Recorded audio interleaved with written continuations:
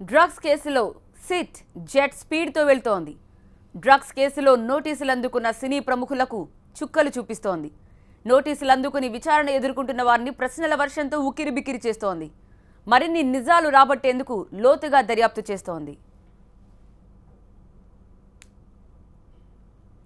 దాదాపు 13 గంటల పాటు తరుణ్ని సిట్ అధికారులు విచారించారు.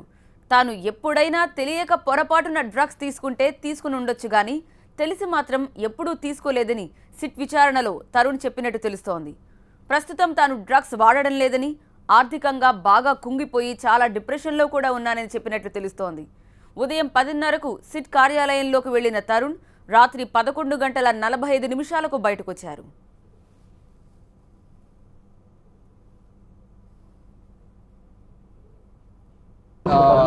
ఇన్వెస్టిగేషన్ సిట్ అథారిటీస్ ఆఫీసర్స్ అందరూ చాలా డీప్గా ఇన్వెస్టిగేట్ చేశారు. వాళ్ళు అడిగిన దానికంతా నేను ప్రాపర్గా ఆన్సర్స్ ఇచ్చాను. నేను వాళ్ళు హ్యాపీగా ఉన్నారని ఆశిస్తున్నాను. సో ఇది ఒక బిగ్ ప్రాబ్లం అండి. టాలీవుడ్ అనే కాదు, ప్రతి ఫీల్డ్లోనే ఉంది.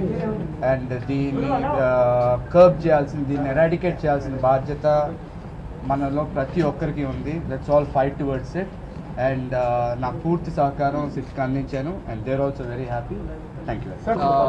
ఇన్వెస్టిగేషన్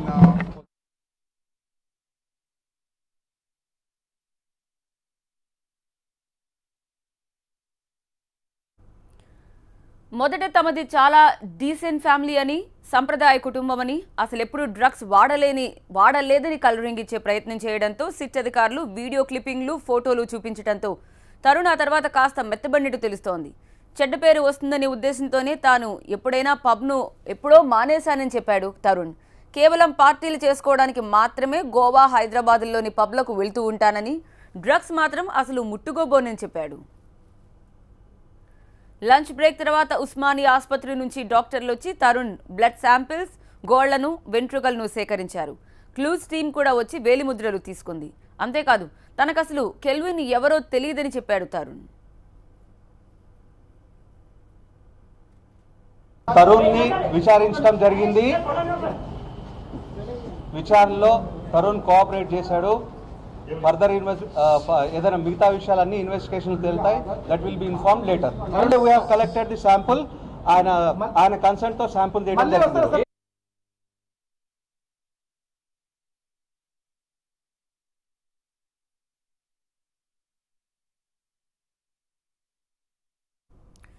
డ్రగ్స్ కేసులో మొదటి రోజు పూరి జగన్నాథ్ని 11 గంటలు, రెండో రోజు సినిమాటోగ్రాఫర్ శ్యామ్ కే నాయుడిని దాదాపు 5:30 గంటలు, మూడో రోజు నటుడు సుబ్బరాజుని 12 గంటలు సుదీర్ఘంగా విచారించిన సిట్ అధికారులు హీరో తరుణ్ని మాత్రం 13 గంటలకు పైగా విచారించారు.